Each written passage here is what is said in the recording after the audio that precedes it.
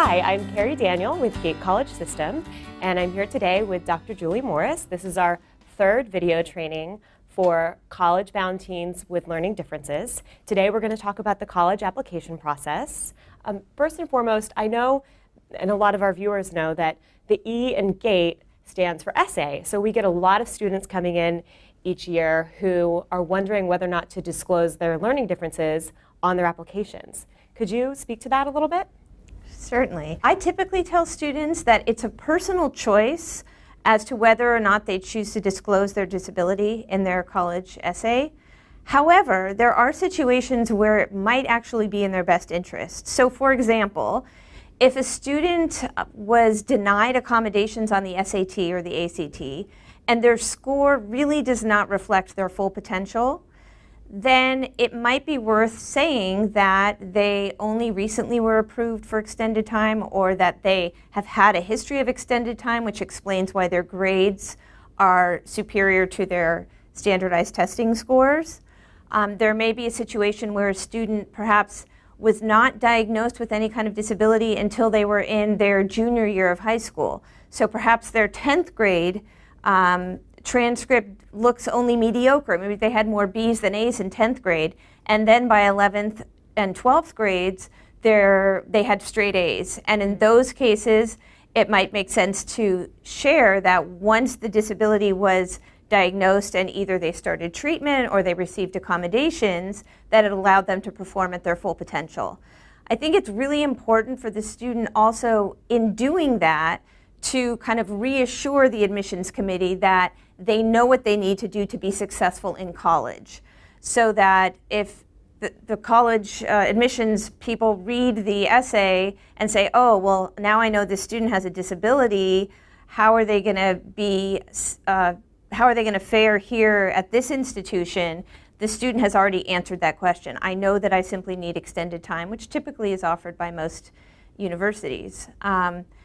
The other consideration is some universities are probably more disability friendly than others, and if there's any concern about disclosing whether it's the specific nature of the disability or whether there's anything at all, you can always call the disability office or whoever oversees that program anonymously and just ask, what is the culture on campus with regard to disabilities? Is it an accommodating institution? Is it a place that is open to working with students with disabilities or not? Something came to mind when you were speaking. I know that on the Common App and some of the college applications, there's a special question where students can actually put in any background information, such as a learning difference. It may not be that their entire personal statement is about the disability, but they could also list that background information, correct, on the application? I think that's often a place where they would put it, unless there's a story to tell and they really want to share kind of the full story of the disability. Otherwise, I would say that it should go in that kind of section that addresses additional information. And now for our viewers, we're just going to share a sample set of colleges and universities that are more learning difference friendly. And Julie, could you just speak to some of the accommodations that these institutions have? So these colleges that you see have various degrees of programs available and services available for students that have learning differences and other disabilities. Such that it's very important to research what they have to offer. For example, some schools have a whole special admission process. If you need to be considered in a special group of students that may have learning differences, maybe that weren't identified early on, and you want consideration to be given to that, separate from the issue of disclosure to the general admission committee, there are certain schools that may give consideration specifically to this group and adjust their requirements with this in mind. Other schools have very comprehensive programs for students with disabilities. Some of them require an extra fee, some of them don't.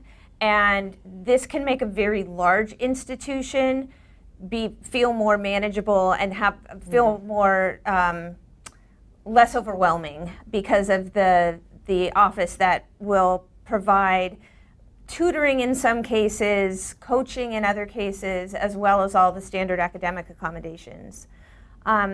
Smaller schools, some of them may have fewer services available. It may be one office that oversees a lot of different programs on campus, including those for students with disabilities. So depending on the level of support that you need, it's really important to consider what is offered by the institution. And these colleges that you see, in one way or another, do have more comprehensive support and programming for students. Thank you so much, Julie. And once again, this is Carrie Daniel with the Gate College System YouTube channel, and we'll see you next time.